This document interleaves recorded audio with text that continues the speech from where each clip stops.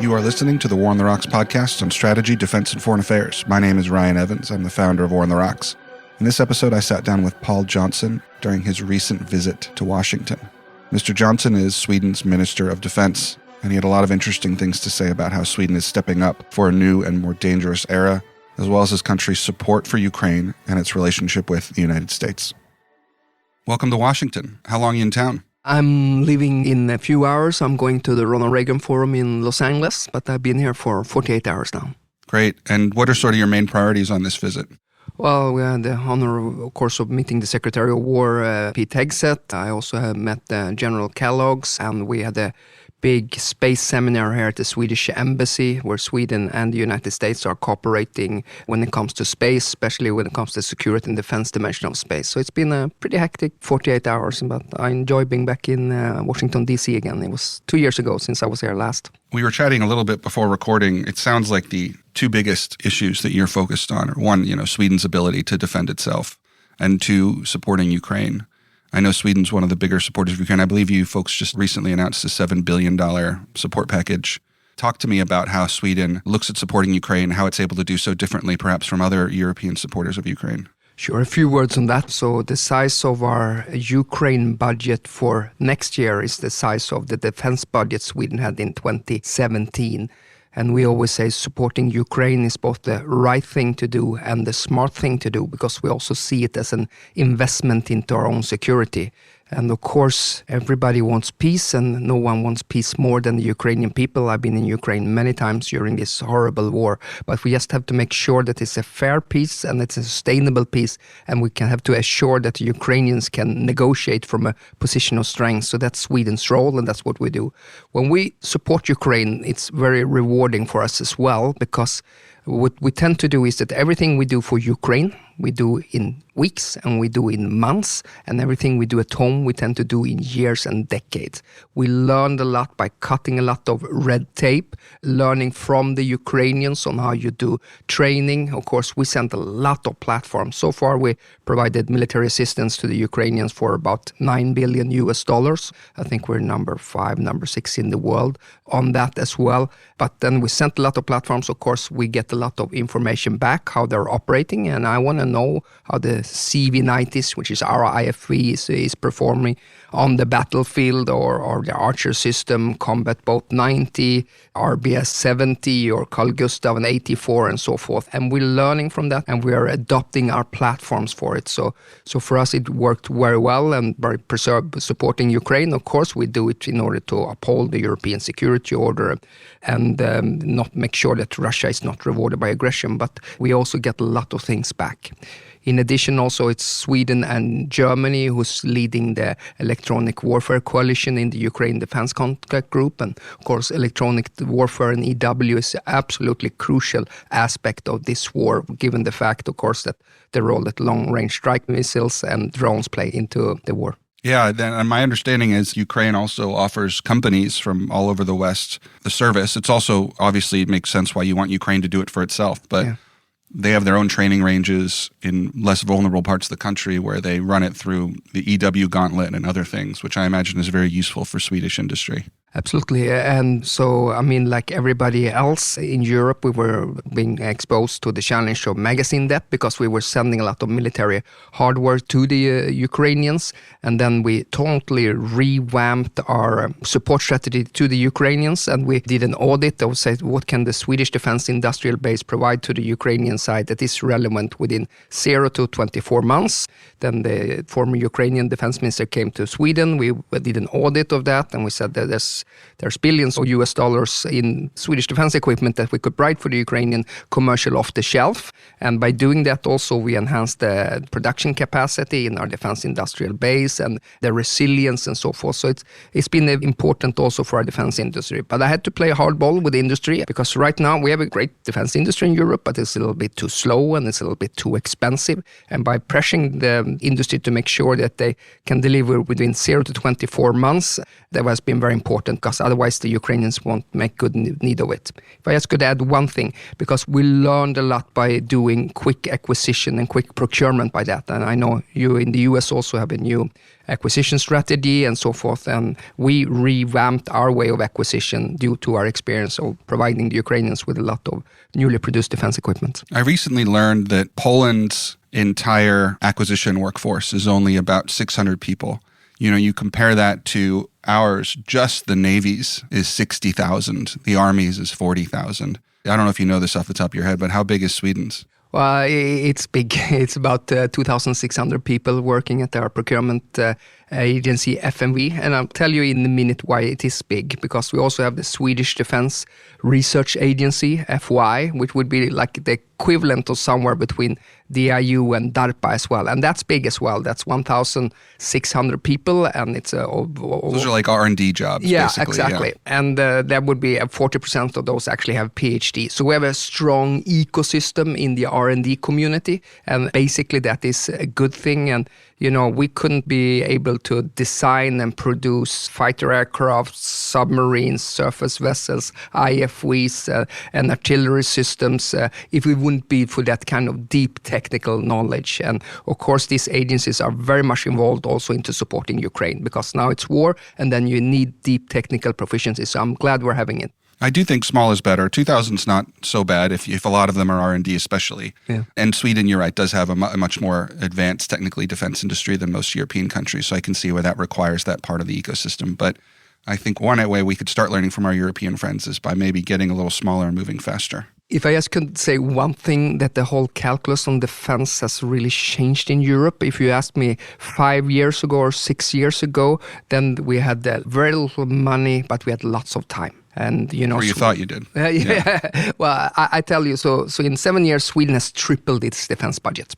And these days, we have much more money, but we have very little time, because we have to make sure that we can deter and defend, because we know that after the war, Russia will have more leverage in our part of Europe and so forth. And then, of course, now is how do you transform economic clout into combat power so you can deter and defend. That's one of the key things. So therefore, we have to be much more quicker in our acquisition process than we've been before. So you always have to grapple with, and you know this much better than I, but it's time, performance, and cost. And time right now is a changing demand signal in Europe. You better be able to deliver in time, not in 5 or 10 years, but here and now. What do you think, it's often remarked that even Italy's economy is bigger than Russia's. Why do you think that the West has so much trouble, especially the non-American West, translating that economic size and clout and power and advanced workforces and advanced industries into military power? What have been the blockers? Is it political will? Is it something else? Yeah, it's something I grapple with a lot. And I think that Prime Minister Tusk really nailed it when he said, is it reasonable that 450 million people inside the EU are asking 330 million people in the US to protect them from 140 million Russians? And so the Gordian knot for that is, how do we actually increase combat power? And I can tell you a few problems that we have in Europe. We've been talking about the defense industrial base, when we need to break the cost curve and also the time curve, especially in the land domain and munitions. It's too costly to build up the magazine depth to have the combat power as well. And we expect, of course, if we buy a lot more, per unit price has to go down. And so far it hasn't really enough. And therefore, I welcome, new actors to come into Sweden if they can make sure that we can work to get the best weapons in the hands of the warfighter. So defense industrial base. Another one is, of course, previously it was perceived that time was not the cost. Time was not the cost, because people did not expect there could be war. I think I would call it like the 9/11 Commission, the failure of imagination. But I think that time now is that's really sharpened the mind as well. And then you need to do the structure, and you need to change the culture.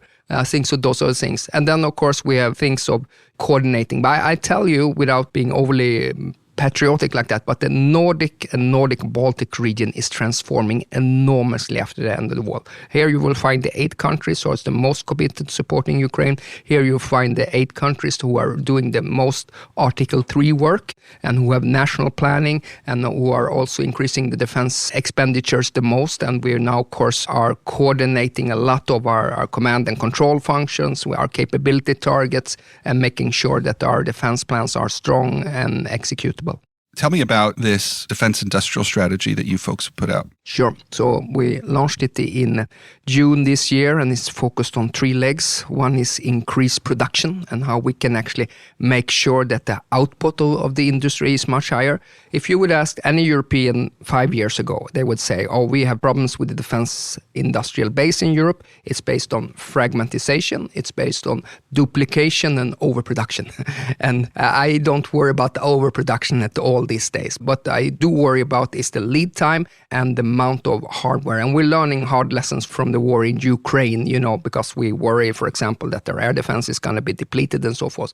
So increased production is absolutely crucial. The other one is, and I can go into detail later on how to achieve it. The other one is innovation as well, to pick up on how both the exponential growth of the technology and also the innovation cycle from Ukraine. And the third one is actually cooperation. I always say the time when I spoke to the industry is over. I try to speak with the industry much more. You've touched on this a few times, this idea of time and producing faster. I know about this mostly from the American side. And what American companies will say, if you want more and you want faster, you have to put in orders. And the problem is the government's not putting in the orders.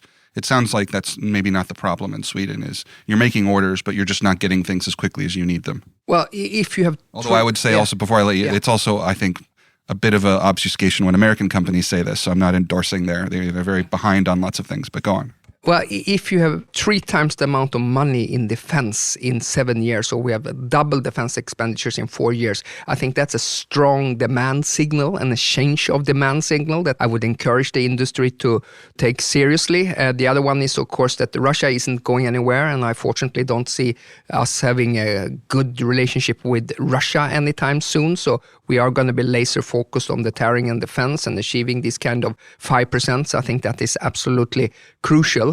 And actually, how do you actually assure that you get increased production? A few things. One is joint procurement. We actually do that quite a lot in Europe. We do that on IF suites, such as the Patria Cavs, for example. We do it on our IF we call the CV90. We do it on their tanks. Harmonization of requirements, meaning, you make sure that you have the same caliber on your cannon, so you can have an interchangeability of ammunition. They can have the same training. You do standardization. It's something we're not doing enough inside NATO. We should have done that a long time ago. And by doing that, then you have the possibility also to get prioritized, and you have to put longer orders. And I try to encourage the companies that have been aggressive early on in increasing their production capacity and kind of reward them in the way that I can affect, and then tell the one that haven't been bold enough and producing enough, then they should not be prioritized, at least not for Ukraine support.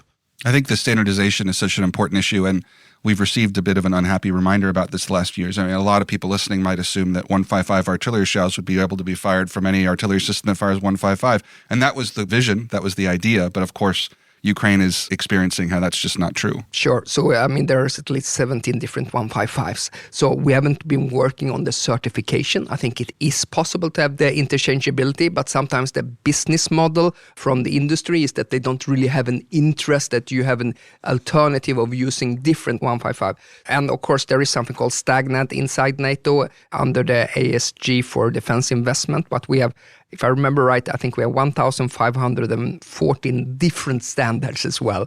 So I think having an element of consolidation on the standardization and making things more harmonized would be a good thing. How do you think about the standardization issue when it comes to newer technologies? Sweden's very involved in electronic warfare, as you mentioned, Sure. Or when it comes to other software, vision-related software that might be deployed on drones or drones themselves. Or It seems like we have a lot of catching up to do on standardization on this newer class of weapons and capabilities as well. Probably, I think we're only working to start to grapple with that, with unmanned systems in all domains. My experience has been also there's quite a lot of companies now who come in from the civilian side to enter the military market, and they do it sometimes with a little bit of a different business model, with the open design, and they do it also maybe not working with the same kind of military requirements that we've been having as well. So of course there's going to be some successes, there's going to be some failures, but I do welcome more companies into the defense market, not just the legacy companies as well. I want to chat a little bit about the relationship with the United States before returning back to Europe, and especially your part of Europe. You know, the national security strategy just came out, 10 hours ago or something in the middle of the night, and neither of us have had time to read it, so I won't grill you on that. But there does seem to be a general direction of deprioritizing Europe in the scheme of American grand strategy. We published a great article about this. I thought that was very provocative. And Leonard argued that Europe isn't just third anymore. It's actually fourth. It's behind the Asia Pacific. It's behind the Middle East. It's arguably behind Latin America, especially now. And so Europe needs to start doing a lot more for itself and being less reliant rhetorically and otherwise on the United States. What's your view of where the relationship sits between Sweden and the United States and Europe and the United States? Sure, on a bilateral basis, we have a good and strong relationship with the United States, and it has been reinforced after we joined NATO 18 months ago, because now we also have a defense cooperation agreement in place, which means that it's easier for us to do, for example, pre-positioning and train and exercises. We also have a state partnership program with the National Guards of New York, which we are super pleased with. You guys got New York. Yeah. Oh, great. Because they have a maritime dimension as well. So I take note, of course, that they have more brigades in the National Guards than we do. They have 6 brigades and we have 4, and they're 19 million and we're 10 million. But they've been extremely committed to our cooperation, and we learned a lot from that. So on a bilateral basis, it's going well. We try to focus on making sure that we deliver on defense investment,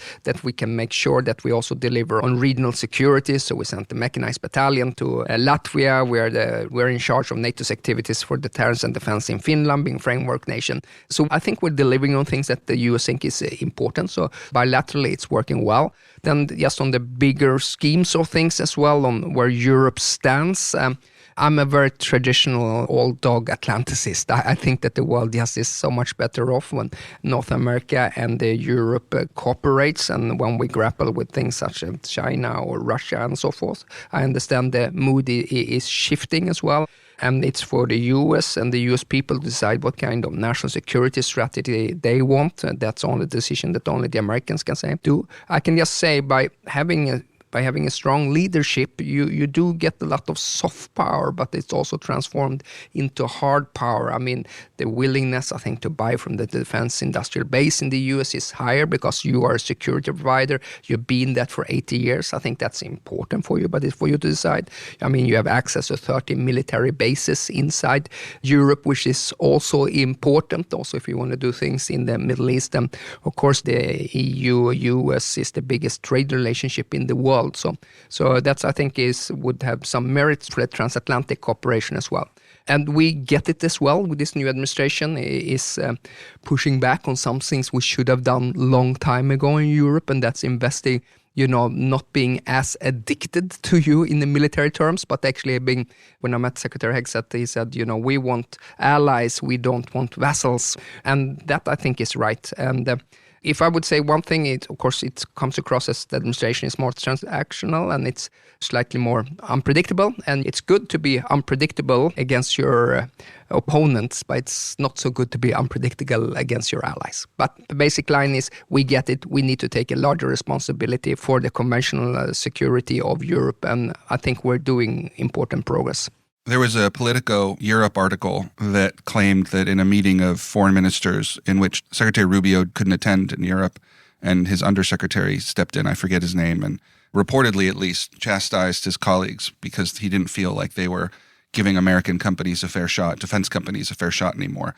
When I first read this, I'm actually been a long time advocate of a more autonomous Europe, and especially industrially. And so for me, creating that uncertainty and then saying, yeah, but still buy for our companies, there's a bit of hypocrisy there. But I wanted to get an idea of what you thought about that. Yeah, it's different that we might be on the different side here, because I'm actually quite ardent on making sure that we have a good flow of technology across the Atlantic as well. And I know there are other ones who want to close off the European market, but right now it's increased availability and increased production, and therefore I'd be cautious of anything that could hinder us delivering on the capability targets as well. So I want the European market to be open, but it's of course important that there's a level of juste retour, that our companies also have access to the US market. And I always said, trying to close off those two markets, that would be like having a knife fight in a telephone booth, because we are very dependent on each other. And I think the main goal of the defense industry should be make sure that we get the best weapons in the hands of our warfighter as quick as possible. So to having it open, I think, is important. There are certainly deficiencies when it comes to the European defense industry base, because we don't produce things as well as you when it comes to ballistic missile defense. We're using the Patriot and we're pleased with that. The same thing with the rocket artillery, some long-range strike, and we have ELSA, which Sweden is part of, that we're trying to compensate as well. But I think the more things we can do together, I think we're better off on balance. How are Swedish defense companies doing in the U.S. market? To be honest, it's something I don't follow very closely. They're doing very well, and we're grateful for the market access. Of course, Saab, but there's many others as well who have a great footprint, and they're investing into it. Normally, you don't enter the U.S. market by selling platforms. You come in by selling sensors, command and control system, naval gunnery, propulsion system. But it is, of course, the biggest market in the world, and that is important for us to have market access. You have something called the Office of FCT at the Pentagon as a Foreign Comparative Testing Office. Sweden always scores very well when FCT is doing this kind of quick procurement as well, because we have a very vibrant tech sector on the civilian side, and no other country of 10 million can have the design capacity to do platforms in all domains. So having an open market is, I think, in the interest of both countries. It won't surprise any of our listeners that the Nordic countries have a very important role in contingencies involving the Baltic countries. And now we're all NATO, EU and Finland. I've actually been to all the Baltic countries this year and have had some fascinating conversations with our Estonian, Latvian, and Lithuanian friends. In Latvia in particular, Sweden, you alluded to this earlier, Sweden actually plays a pretty important role in terms of contingencies involving Russia. But one of the things that concerns me when I was being briefed these plans, and I'm not really revealing anything classified, this was all unclassified stuff, is how few troops we all have to devote to these missions. So when the balloon goes up, if the balloon goes up with Russia, there's not a lot of capacity for Sweden, or even the way it's planned now, the U.S., to send that many troops there. And these are, of course, very small countries. I think a lot of Americans don't understand how small these countries are. I think the largest is Lithuania at 2.8 million and the other two 1.5 million. Please don't yell at me if I got those numbers wrong, but we're talking about very small countries. So I threw a lot out there. I know these are war plans that you look at and contingencies that you think a lot about. Sure, and without going into details on specific war plans, I could say the lack of available ground forces in Europe is certainly a challenge. During these times when we were cashing very enthusiastically on the peace dividend in Europe, to slash and burn on important but expensive things that did not give a lot of political return of investment, especially focusing on enablement, on magazine depth, maintenance, logistics, which means that we have a challenge on the availability of those ground forces to fight tonight, but also for them to take on a longer fight. That is certainly some of the things that are guiding the new capability targets. The other thing we learned, and here I will give merit to this administration, it's been successful in pushing us Europeans to invest more. The 5% that we welcomed, that was a necessary measure. It has been successful in making sure that the Europeans shoulder a larger responsibility for Ukraine support. It's also been quite successful in making sure that a coalition of the willing, in case there is armistice or a peace agreement in Ukraine, that is also something we're going to be shouldering. But my point here was that when you do the assessment also of the coalition of the willing, we don't have a lot of ground forces to send to Ukraine after an armistice to do a retraining or resurgent of the Ukrainian armed forces. So that is certainly a challenge for us. I mean, I meet my 3 Baltic colleagues all the time, and I'm encouraged by their commitment and the great Article 3 work they've been doing and how laser focused they've been doing on good Article 3 work. But of course, it has to be follow-on forces from across the alliance. And we, of course, want the US to be as involved as possible also in this endeavor. What kind of reading do you like to do in your spare time, which I realize you probably don't have very much spare time. Yeah, I'm a politician, so I read too little, like many others. So I have more views than knowledge sometimes. But no, but I went to school here at Georgetown, and when I left, they closed down Barnes and Nobles. It's open again. It's open again. They brought it back, and it was wonderful to go back there again. And then I always go and I buy a bunch of books. So yeah, well, I think the last book I read now, that was what's called The Player. That was about President Zelensky and his team and so forth, and I try to catch up, but I read too little. That's a challenge as a politician and as a communicator as well. I mean, I do have a background once upon a time as a researcher. My wife said that that was the last honest job I had before I became a politician. But then I had time to read and write, and you need to read and write in order to also develop new ideas. But of course, I have a great team around me, and I have good advisors as well. But I lack the possibility, and I miss of doing reading and writing as well. Because we'll send you some good books. Great. Yeah. I'm looking forward to it. Thank you so much for doing this. Thank you for having me on. Thank you for listening to this episode of the War on the Rocks podcast. Do not forget to check out our membership program at warontherocks.com/membership. Stay safe and stay healthy.